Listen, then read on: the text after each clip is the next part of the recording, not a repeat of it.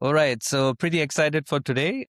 Before we jump in, let me introduce our today's guest. Vikki Bond is the founder of TrustyRecruit. She's a hiring partner for SaaS and tech teams who want to hire with more clarity, predictability, and speed. Vicky's work has also been recognized publicly. She recently shared that Global Entrepreneurs Review highlighted her story and mindset. And what stood out to me is how consistent her focus is continuing to bring value to both clients and candidates. And what I like about Vicky's approach is that it's not more resumes, more noise. It's high signal hiring, role clarity, honest market feedback, and a process that protects both the candidate experience and the hiring So, with Vicky, thank you so much for being here. How are you today? Hi, thanks for having me. I'm pretty good. Very excited about upcoming podcast, and I'd love to share as much as possible. Oh, And thank perfect. you Thank so you. much for such a nice introduction. I'm very pleased to hear so much nice things about me. No, of course, credit where it's due. As entrepreneurs, we put a lot out there, and I think we need to appreciate each other a lot more. Yes. So, Vicky, I really Yeah. appreciate you taking the time to start us off. Before we go into the hiring space, I would love to hear your story. To go back to the beginning, what made you start Trusty Recruit in the first place? Yeah.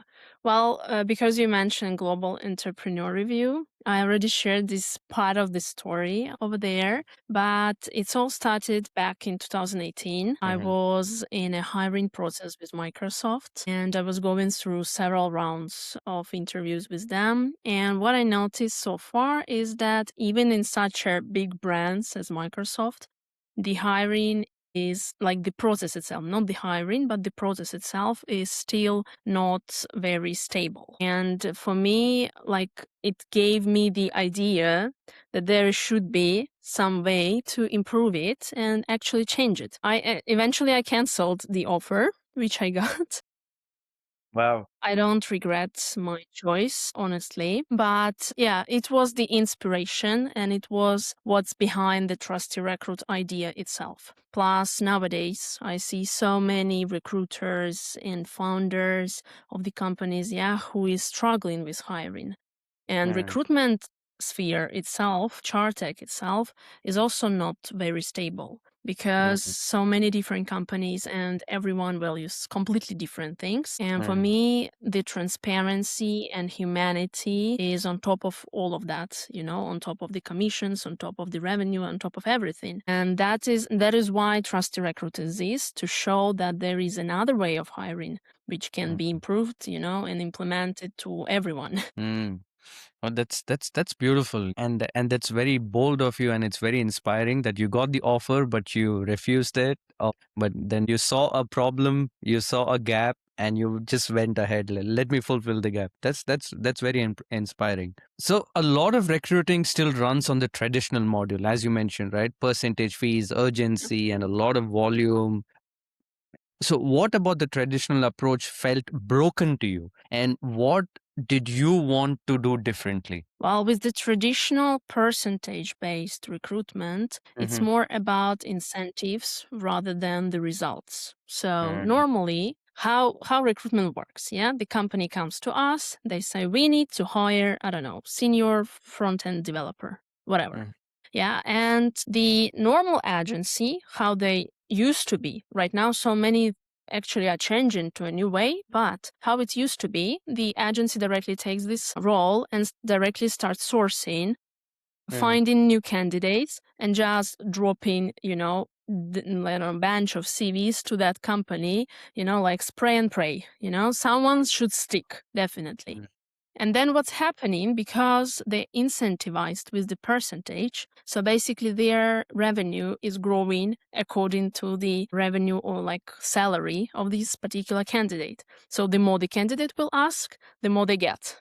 And mm, it's now more about how much they will get rather than this person really fits to this company. mm, And nowadays, this is what is broken. This is what I hate, honestly. I really hate that approach mm, mm, because nobody is even wondering, are you sure you really need to hire right now? Like I'm Mm. telling a lot to my clients that you don't need to hire. Yeah. And yes, I'm losing money during this time, but I'm honest because I see that this company is not ready for hiring anyone. They can go with the contingency, or they can go to the fractional engineers, whatever, and they Mm. can outsource somebody, not full time, to just fill the gap or their needs, and they don't need like hiring someone full time.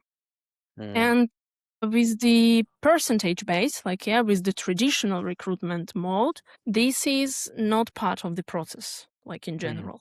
Mm. Yeah. They come, they feel, they go. That's it.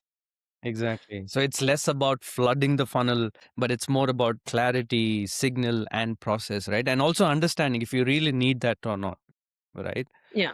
Like Exactly. in my approach, I always focus on the clarity first. I Hmm. never go to sourcing before clarifying the role first. Like even in this global entrepreneur review, you Mm. maybe could mention that I always saying define the role before you define the candidate, because Mm. this is like the main thing in general in all the process. So Makes, if you don't know who you really need, you are hmm. not gonna find anyone who is really matching, and you're gonna lose money and time. Makes sense. Makes so much sense. So I know you've spoken about high signal hiring, right? So what does that actually look like in practice? Well, high signal hiring, it's more about reducing noise early. So Mm-hmm. it's fewer candidates, but it's more context. So instead of asking, like, can this person do this job? Mm-hmm. The company actually will ask that, will this person actually move the company forward at this stage? Mm-hmm. So this is more what I mean by high signal hiring. It's Makes it's sense. more about what this candidate is going to be responsible for and what you expect this candidate to bring your company to.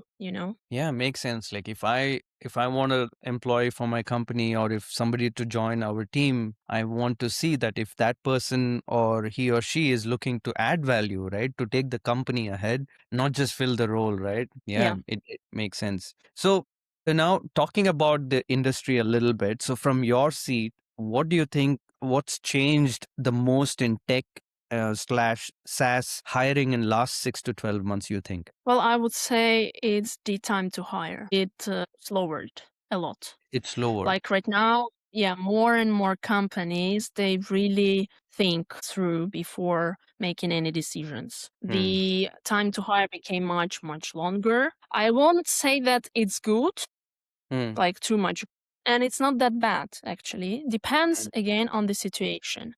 mm, And it depends who you want, because if you want an A player, someone on top, mm, then that top player is not going to wait too long because he has other offers alongside and he's visiting different interviews, and you might just miss the chance of hiring that particular candidate if he's really worth it. So mm, right now the founders, the companies, they are more cautious about who they hire, mm, and they are more demanding about what they want from this candidate. mm, mm, This is how it changed, because before what we had is mhm, that companies coming again, they mm, are publishing their position, they are mm, gathering, I don't know, 100 CVs, they're mm, just going through all the CVs, checking, I don't know, 20 which might mm, fit, going mm, to the interviews with these 20, and then shorten until they find like maybe top 5 or something. But mm, right now it's completely different, but it's also changed, not from the perspective of the company itself, but it also changed from the perspective of the candidates. Like mm, recently, I came through one company, I'm not going to tell the name, but what they had two vacancies. One mhm, is data engineer, mhm, which is very demanded right now. And mhm, the other one is sales GTM. And both of these vacancies has the same amount of applicants. But the mm, difference is that the data engineer vacancy is online like for 1 week, and the mhm, sales GTM is for more than 4 months, and it still mm, has like 20 applicants. Both of them has like 20 applicants, and it's very low. mm, It's extremely low. mm, And right now, a lot of companies, they don't understand why it's happening. And mm, and this is where, for example, I'm trying to help, because if you look, deeper There might be issues with the description of the job, with the vision from this company, like what they really want and why they're doing this hire, and so on. And this is what, because they cannot, if they don't know what they want and why they do that, they cannot communicate that through to candidates and actually try to get as much candidate as possible. So this is what is happening, that candidates right now is also demanding. I recently was placed in one senior React engineer, and I will be honest, it was hard because he was trying to get the job offer for, I don't know, for 5 or 6 months with no luck. And it's not because there was no opportunities for him, but because he is very demanding right now as well. Like he's senior, he has 10 plus years of experience, and he knows what he wants, and he knows where he wants to grow, And so many companies right now, like with whom I work, it's early stage startups, and they don't know what they want. They don't know if they're going to exist next year, This is what we have is startups, chaotic things, So yeah, this is what I see is changing, like from both perspectives, from companies and for candidates. Makes sense. Even in my experience, I've seen that hiring doesn't fail or doesn't slow down or doesn't abruptly go fast because there aren't candidates. It fails because the role isn't clear and the decision process isn't clear, or the team isn't aligned. So, if I may ask, what are the top 2 to 3 signs that you would tell that a team truly isn't ready to hire? Yeah, well, again, it depends a lot on the team itself. Let's say we are talking about bootstrap startup, where the founder is the one who is funding the team, and the whole process. So this more about the budget tightness. And in this case, if you are tight on budget, instead of going, I don't know, to Latin America, to Africa, to India, just to hire someone because the labor over there is cheaper, in this case, I would say that you don't need to hire because you are just trying to find someone for the budget you have,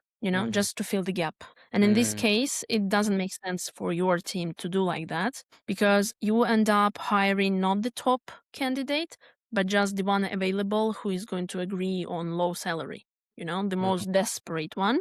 I would say, and this is usually not the best candidates you can find. So in this case, I would say go to fractional teams to outsource and get someone. I'm partnering with a European team who is doing a lot of this engineering job for teams as a fractional engineers. So like I'm always, recommending if it's my partners and so on. The other option, which I might say that it's the stage where the startup is. Let's say they just got funded and because the investors are very harsh on them, they just invested the money, they want the results fast right now.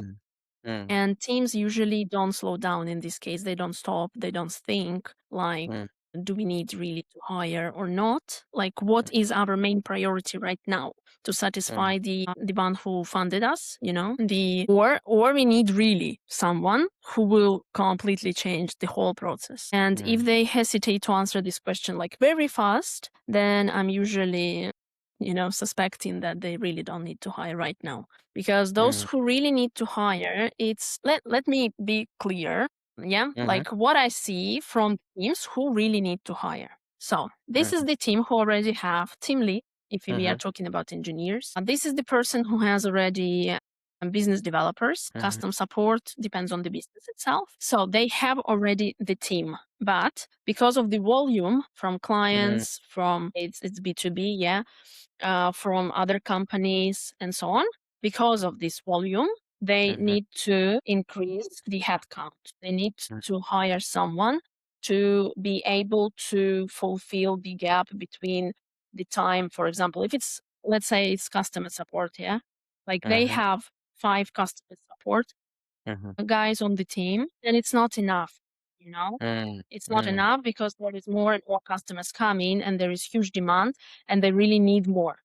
In this case, they really need to hire because if they don't hire, the time, for example, to answer on the chat or on call is going to lower or higher. Let's say it's going to be higher.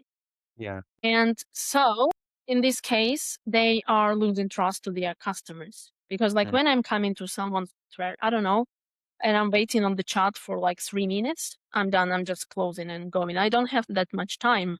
Like I'm a Makes busy sense. person and I don't have that much Yeah. time. But they need to hire in order to keep the clients.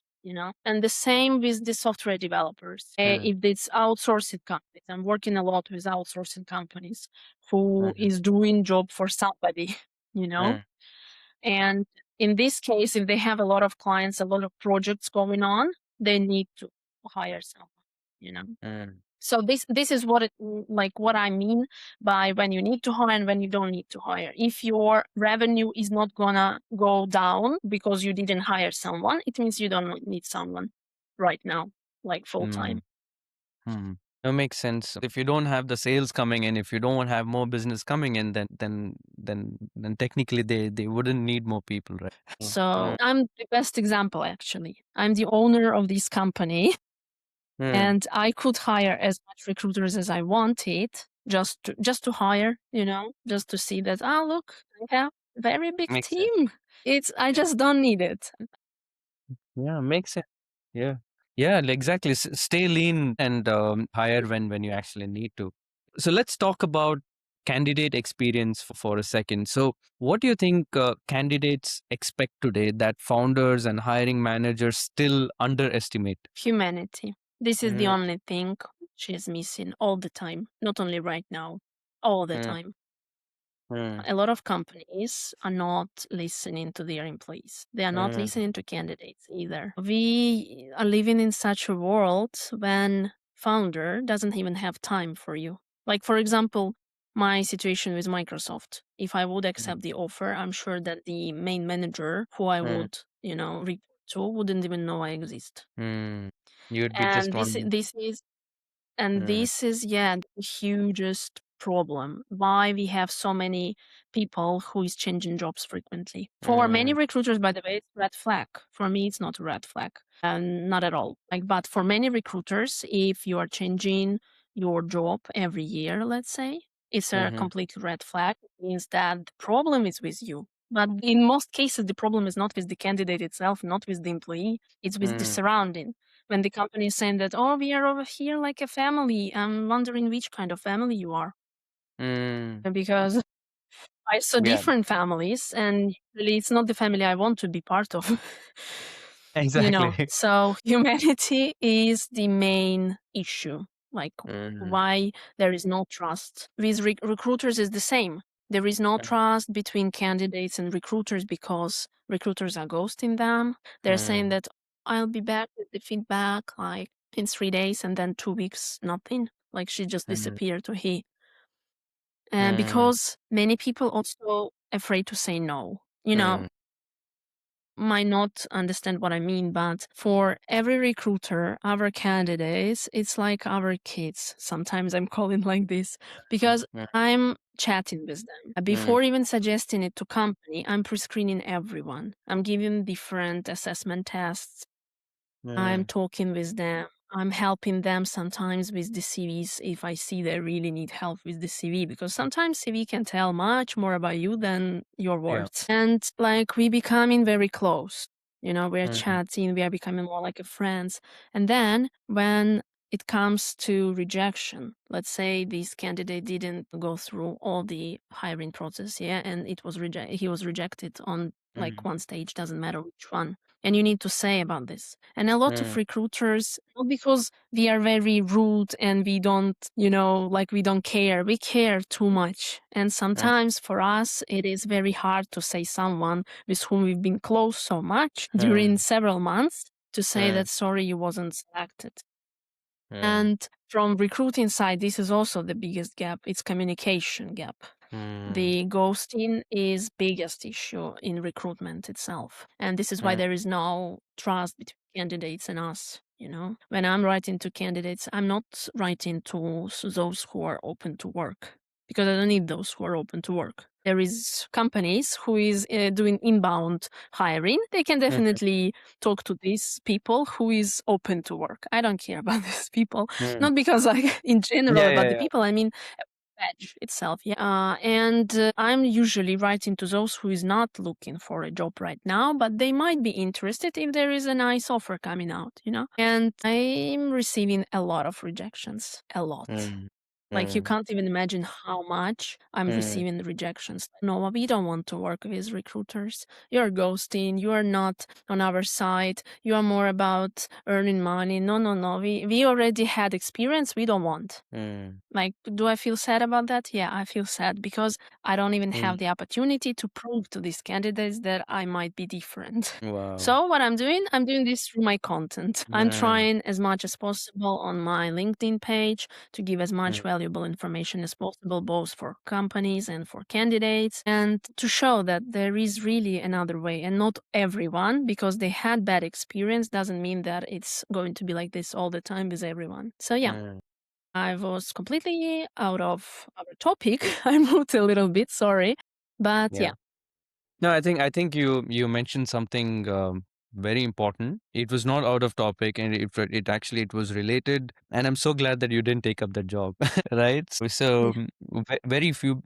very few people look at the way that an industry should be looked at. A lot of people get into the industry with a very linear mindset of just I have this is the way I'm going to make money from this. They don't look beyond the layers. Yeah, no, That, no, that's this that's is true. Recruitment, I think, is one of very high paying industry. Like mm, recruiters are earning a lot of money. Like even mm, if we are talking about percentage based, mm, 20% commission, it's minimum what I see. In Europe, mm, it's like 15, 18%, according to my mm, partners. But mainly in US, it's like 20% minimum.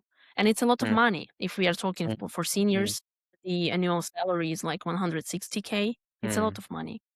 Yes. With TrustyRecruit, we went with fixed fee. It's not Mm, cheaper, by the way, than 20%, but it's mm, not growing. The mm, pricing is very similar to 20%, mhm, but it's not growing. Like for companies, what I like is predictability. They know mm, that this price is going to be on the final invoice. Plus, we mm, do milestones, which is, mm, I think, one of my best ideas so far because mhm. I've been working with Upwork for a very long time in my Okay. previous jobs when I was a sales manager. And I Mhm, like these milestones over there and escrow mhm, protection, and it gives trust. Like the company is coming to me, yeah, and we have milestones. I'm actually mm, writing it down in the contract, in the hiring plan, how the scope, like what is going to be the scope of work and how we are going to proceed with this hire. mm, And on each step, yeah, let's say we finished role clarity, and it's the must for me. I'm not, as I said before, I'm not going forward before we define the job itself. And what I like about this is that the company can always say stop, mm, and mm, they're not gonna lose more. mm, Like we finish one step, something changed. I don't know. mm, This mm, the vision changed, the job description changed, something changed, mm, and we didn't hire still someone to start over mm, again to lose again the same amount of money. So mm. this is what gives flexibility to them to say stop, to pause the hiring, whatever. Like we are all human beings and things happen. And this is what I like about this. But right now, Mhm, like it's not very popular. mm. It's not very popular. And what you said, that recruitment and different fields, they're all about the money. Yes, it's all about the money. Even Mm. candidates is going to work because of the money, not because they like your company. Yeah, yeah, A lot yeah, of companies are not, but we are living in such a world where money rules. We need to eat. And yeah. when this is the worst question I hear, and I hate it like so much when they ask, why do you want to work for us? Because you pay. Because Yeah. you need somebody and you are going Yes, to pay me. That's yes. the answer. Yes, it sounds rude. It sounds disrespectful, Mm, but this is the honesty. And mm, when the companies and candidates are going to see and like accept this reality, it's mm. going to be much, much easier to do the process and do hiring and live in general. Yes, absolutely. And for Candidates, I always say, it also sounds very, by the way, creepy. I always Mm, say, learn how to sell yourself. mm, Because whenever I'm talking with any candidate, I'm saying that you are the product and company is paying, let's say, annual subscription to you for using you as their product. Like you're coming to, I don't know, Shopify, or you're coming to Spotify or Netflix. You are paying subscription to watch movies, let's say, yeah? And the same with the hiring. Companies paying the subscription on the monthly, annual basis, you know, to use yeah. you as the product. When you don't communicate your value and you don't show yourself as a valuable resource for them, then there is no sense to pay for you. Harsh truth, but it's reality. When I'm telling this to my candidates, they're all laugh. And the friend of mine who was recently got the job offer, and he's like, "What are you planning to do with my CV?" And I'm like, "I'm planning to sell you." And he's like, "Oh my god, it sounds so creepy." Yeah, yeah, yeah, yeah. And like I'm remembering, directly history, all times when there was trading people, and I'm like, "I'm planning to sell you." Yeah. Yeah, what I was saying that, yeah, for candidates, it's very important to not to be afraid because a lot of them I see they're lowering their salary expectations, they are Mm, lowering their demands in if especially if they're looking for a job for quite a lot of time, if it's quite long, they are already tired, they're already desperate, and they're exhausted of all of these rejections and everything and, unlimited hiring rounds mm, and interviews, they start lowering their salary expectations, they start being doubting about themselves and so on. And mm, this is the main problem. Like, don't never do this. If any of candidates is going to watch me who's looking right now for a job, never disrespect yourself and never mm, lower your value because this is where you're going to get into the trap, you know? yeah. Yeah, in a sense, I'm a business owner. I want to hire someone with confidence. I want to hire someone who can communicate well, right? Something that I always believe and go by is skills can be taught, but culture is something that you cannot teach somebody. Listen, until you show me what you are made of, how will I know? Because a resume will not speak. It's you who's going to speak. So it makes a lot of sense. Yeah. And I don't think a lot of recruiters emphasize enough on that, on the communication part. They just focus so much on the resume. But when the candidate Yeah. is there, they don't know how to sell themselves. Yeah, that's true. Yeah. Like I always like to work with people who is questioning my choices. This Mm, is very important. I don't like people who is agreeing on everything what I say. mm, And because I believe that there in this case the results is not going to be the most accurate one. I cannot be always, true. I can be wrong about something. And I like to work with people who can say that I think you are thinking in the wrong direction and you need to, slightly move to another. mm, And yeah, that's true. Not everyone, a lot of people is just focusing on the CVs, and but there is person behind every CV. Right mm, now with ChatGPT, with I don't know Claude, mm. the CV can be made in just like Yeah, this very easily. exactly. If ChatGPT would exist when I was younger, I don't know, I would be already in Forbes, most probably. Yeah. But like it's all about the communication. Like we are doing assessment tests, and it's not technical assessments. It's Mhm, more about personality to understand how everyone thinks, what would they do in a mm, circumstances, different circumstances, like some situations where you need to have a critical thinking and so on. We do this the technical, like not technical, I would say, like these cultural fit assessments, mm, let's mhm, say. And still mhm, it's new, by the way. Not everyone is doing this, and a mhm, lot of candidates, they don't know what it is and why I need this, and they're like, do you have a job right now for me or not? Why should I fill some form or something, do some tests if mhm, you don't have anything for me yet? mm, And I'm trying also to explain that if you want to be hired in a place where you are going to thrive and mm, bring the company, to a level where both parties is going to be happy, it is very important step for me to understand who you are and where, like, which company will suit you the best. mm. Makes sense. I think you Yeah. also answered one of the questions that I wanted to ask was how does Trustee Recruit, what's the working module, right? What's the business module of Trustee Recruit? I think you answered it very beautifully. But if you could summarize, how do you do it differently instead of the percentage wise? If you could summarize that, that would be amazing as well, Vicky. Yeah, sure. Yeah. Well, Sure. we have three main services which we provide to our companies.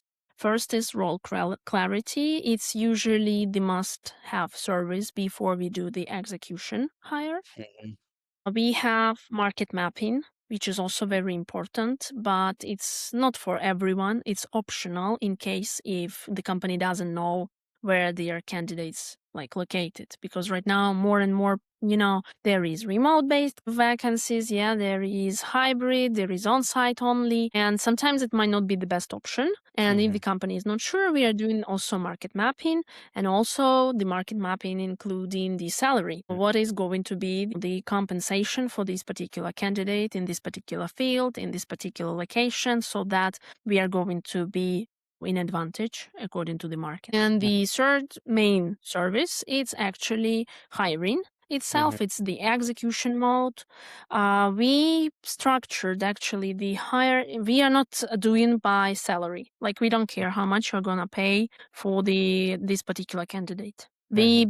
We are basing only on the seniority level, so like junior, Mhm. middle, senior, directors, leads, and so on. And we are charging accordingly to the seniority level only. Mhm. And the price is always fixed. It's Mhm. one price, which is actually on our website. We have it. We are not Mhm. hiding it from anyone. So we are much more than transparent about the pricing. And this pricing is not changing throughout the hiring process. Like Mhm. the total amount is going to be divided into small milestones based on the process and step where we are at. You can also see on our website the process, how we work, Mhm. how it's done. We usually, typically, it's more than enough, and on average, 15 to 20 days to do the shortlist of CVs. Mhm. Mhm. We don't go with a lot of options. Mhm. For some companies, it's not like good because a lot of companies they prefer more options to see through. Mhm. But because we are covering role clarity, market mapping, and so on, in this case, we don't need a lot of CVs and a lot of candidates to go through because Mhm. we already know who we are looking for. And so, in such a way, the process is becoming much, much easier and faster. Mhm. Yeah. What else? We do have some enterprise solutions in case if you are hiring for more than 40 candidates per year, Mhm. then there is going to be a custom price with custom discounts and everything. But for everyone, for those who are hiring with us, like 2+ hires, Mhm. we are providing 10% bulk discount to everyone. I think it's like again, I'm focused on changing. I Mhm. want to change the way companies hire, and I'm more into long-term relationships rather than one-time hire and say bye bye to everyone. So I Mhm. prefer the companies and clients to come back to me, not only because they need hire, they can order different services. I don't know. They need someone for outsource. Okay, like no problem, I can do that. They Mhm. need just role clarity. We can also go around of it, because some companies I'm still working with, they are already having internal recruitment team. So they don't need me. Mhm. And that is completely normal. Just Mhm. in this case, I'm not more like a consulting, but more as a help to strengthen their already team, Yeah. and direct them to the right direction, let's say. Mhm. Something like that. Like we are Yeah. very No. open about it. Our website is very simple. It's just one page Mhm. website, like a Mhm. landing page. Mhm. We explained a little bit more about each services. You can click, you can read more. But yeah, Yeah. No, I that's did. who we are. I think I did check your website, and I do recommend Anybody listening, do check out the website. It's very clear, clean. I know what I'm getting. I know how much the price is. The transparency is beautiful. And I also love the options, right? Like sometimes simple thing, you go to a restaurant, too many options, you don't know, you get so confused, right? But since I think you do that mapping, you know exactly what. I think giving like a already shortlisted options, I think that's a good thing. I feel that's a good thing for a company. You're making the life easy for somebody who's on the company side of things for hiring. And I think the Yeah. pricing also, right? Like me as a company, as you mentioned, I want to know what my monthly costs are, my overhead costs are, like, or the annual costs are, so that I can do effective budgeting for myself. I think that's a beautiful point. Yeah. And yeah, and like earning, as you mentioned, earning is important, but I think that is a byproduct. Like if you see any big company, they know that the money is going to come, and obviously we are doing this for money, but the money will come once the trust is earned. Because anybody, like if I'm Yeah. thinking from a business owner point of view, I want to have somebody whom I can rely on. It could be for hiring, or it could be for anything that I need. If I can rely, hey, it's okay if Vicky charges me a little extra, but I know that she's going to take care of me. I think that's beautiful. Yeah, yeah, Yeah. awesome. So It's very important to find someone who can take care of you and who can yeah, honestly tell you what to do without being yeah, focused on just money. yeah. That's important, yeah. But for other recruiters, by the way, I have a very small tip. Mm-hmm. Um, Mm-hmm. Please change your attitude to candidates Mm-hmm. because every candidate you talk to one day might become your client. Oh, that's beautiful. That's Yeah. that's beautiful. So I want to ask this in a simple way. So of course you're successful. There's a lot good things that you're doing.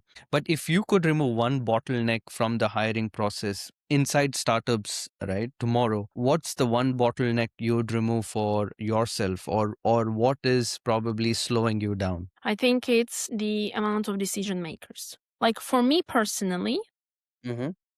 it's time issue because as I mentioned, I don't have big team. And for me, it's a little bit this time issue. It doesn't mean that it's affecting the results which I'm Mm-hmm. providing for my clients, but it's for me, it's more about the timing issue because I'm having too much on my plate. And Mm-hmm. sometimes I'm trying to, to up with everything.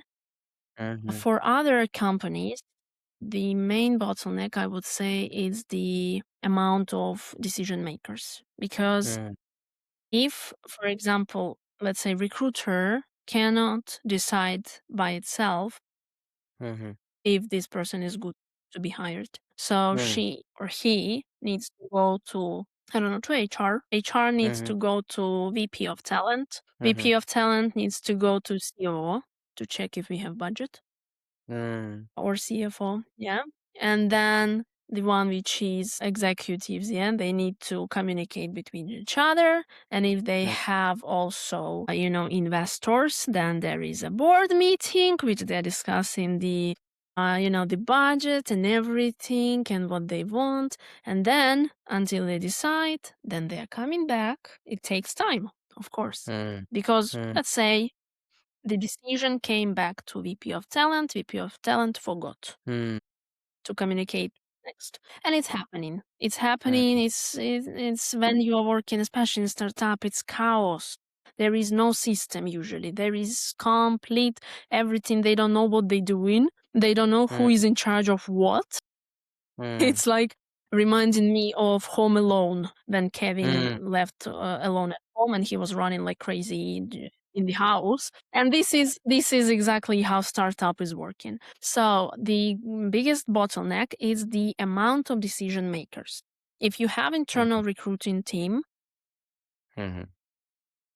them, I don't know, CTO, if it's engineering, yeah. I don't know, lead of marketing, someone who is leading the team. No need to go all the way to CEO or founder. If Mm-hmm. you believe that your team lead, who is in charge right now, Mm-hmm. was hired correctly for this position, which might also be not true, by the way, but Mhm, in case it is, and the person is on its own place and he knows mhm, what he's doing, he knows how to bring this company to success, then there is mhm. no need for more decision makers. Just Makes do sense. the bridge between recruiter and the lead. That's it. No need for HR, no need for anything. Yeah. So you can get the result of each interview round during 40 hours. Hmm. Makes and sense. you Makes have, sense. let's No, say, 5 rounds, and each of them is taking 40 hours to decide, then calculate how fast you are going to hire someone if you are fast in decision and you are not busy with going, you know, all the way to CEO and back. correct, correct. Makes sense. So do you think the way that you help the companies, like in the mapping and them understanding the clarity on the role, so does that reduce the time for them? Because if you reverse engineer it, like, if from the top down or from the bottom top, they know what is the role that we need, what's the clarity on it, and what is the kind of candidate that we have, what are the characteristics. Then it becomes so much more easier for a person to hire, right? So with Yeah. what you do, that Yeah. help? It helps a lot, especially Mm. because we are doing all these assessment tests. Hmm. HR is not needed in this process because, like, what is the main thing which is HR is in charge is to Mhm. understand if this person is going to fit into the company culture and there's Mhm. not going to be any issues with it and so on. Yeah. So the assessment which we are doing is helping a lot to understand who this Mm. person is and if he's going Mm. to be really good at this particular company. And like, yeah, we don't do technical interviews, which is important to mention because some companies is expecting recruiters to do technical interviews as well. Mhm. But I believe that in this case, it's gonna create even more misalignment and mishires Mhm. because even if I'm good at technical side, let's say Mhm. React.js or net, whatever, yeah, I still don't know the inside processes of your company, how you Mhm. operate, what Mhm. is day to day, daily base on the daily basis, what is they look like, yeah. Mhm. Even though I can communicate it with you, and I'm usually doing, yeah, I'm asking like what this person is going to do day to day. Like every day he's coming, what is he's going to be in charge of, what he's gonna do, and what is Mm. going to be the outcome of every day, you know? Mm. But even if I communicate this, I'm not part of your team on full time. I don't know how Mm. you operate and so on. This is why we don't do technical interviews in this case, because again, we can misinterpret different things Mm. differently, and this is going to be a big issue. And then it's going to be a mishire, and then after 90 days, there's going to be a candidate drop off, and you will come back to me and say that, oh, look, this candidate didn't stick, but you have 90 days guarantee, so try to find us another one. And it's going to Mm. be completely my fault, you know? Mm. Mm. Um, No, no, I think I because see. yeah, because we map and because we do all of this, the Mhm. time to hire is shortened. Like only Mm. thing which left for them is to bring the CTO, if we are talking Mm. about engineers, to do Mm. technical tests. That's it. Yeah. The culture Makes sense. fit, everything is all done. Yeah.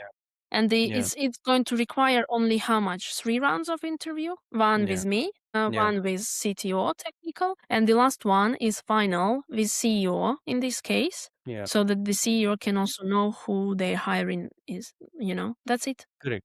Like you don't Correct. need 5, 7, 10, or how much right now they're doing rounds for Yeah. what? Yeah.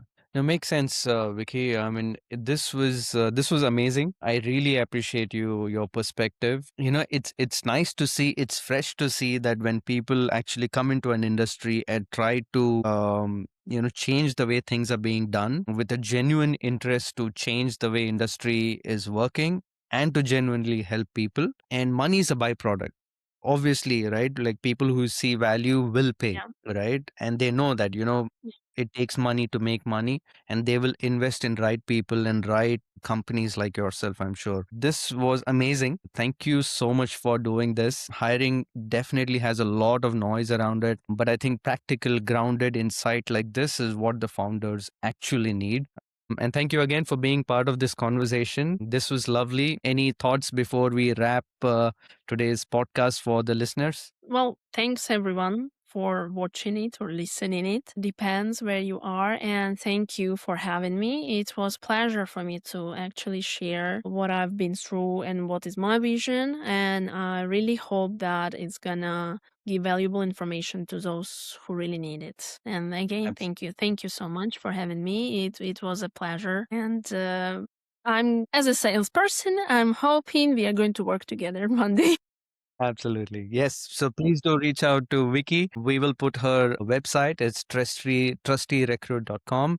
Her website is absolutely clear. You'll have no confusions when you get there. You'll know what the pricing is, what the process is. So it becomes easy for you to take a decision. And as you can clearly see, Vikki is a very nice person to talk to.